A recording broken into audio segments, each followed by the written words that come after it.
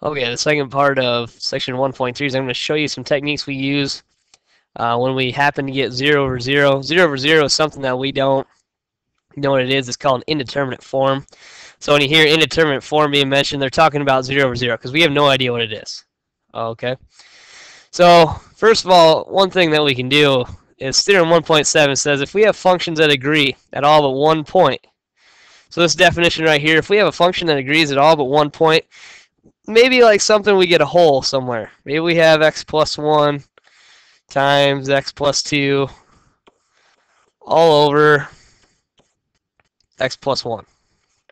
And we were to find the limit as x approaches negative 1. Well, if we plug negative 1 right here and here, we're going to get 0 over 0. We have no idea what that is.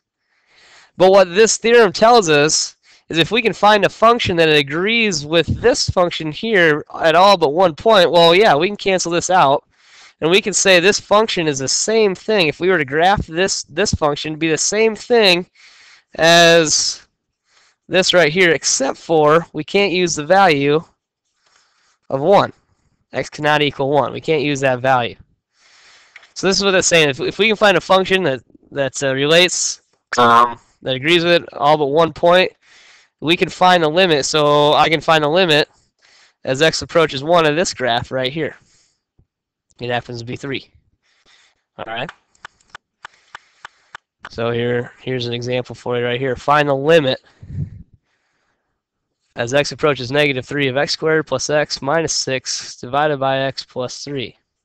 If we were to go ahead and plug negative 3 in there, we would have 9 minus 3 minus 6. We'll have 0 on the top and 0 on the bottom. That's indeterminate form. We have no idea what that is, so we have to do a little exploration.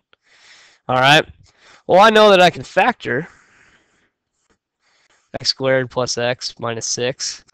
Looks like I'm going to have an x. They're different signs. Bigger one's positive. So I'm going to have x plus 3 and x minus 2 on top, all over x plus 3. And I'm still trying to find the limit as x approaches negative 3.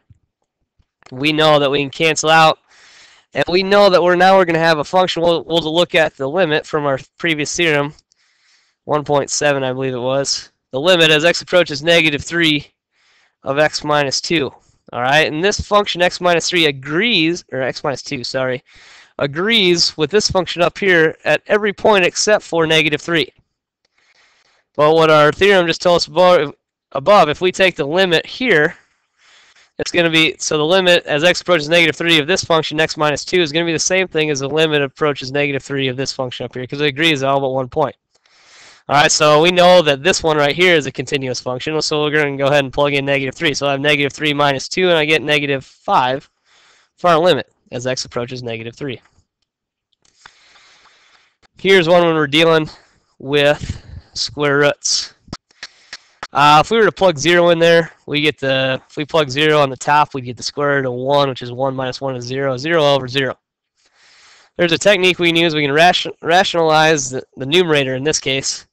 All right, so what we can do is we can multiply the numerator by x plus the square root of x plus 1 plus 1 all over the square root of x plus 1 plus 1 plus 1.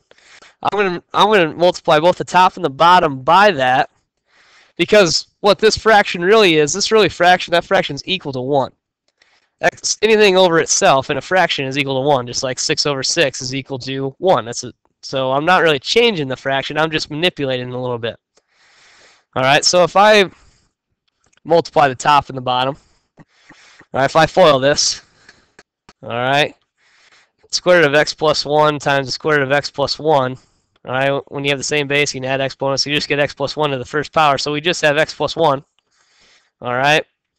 Then I'll have, go to the outside here, I'll have plus the square root of x plus 1 minus the square root of x plus 1 if I go on the inside here.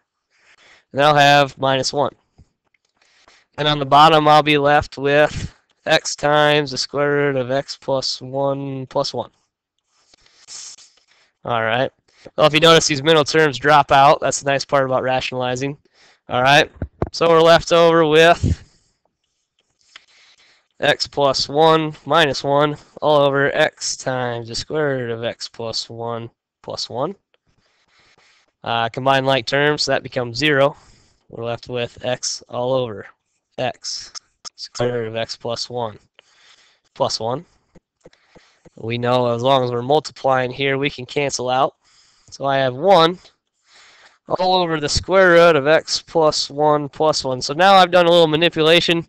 So now I think now we'll take a look. I think there's nothing more that I can do to that. We'll take a look now and see. I didn't really change the value of our function, but I just manipulated what it looks like. So I have 1 all over the square root of x plus 1 plus 1. Now let's take the limit as x approaches 0.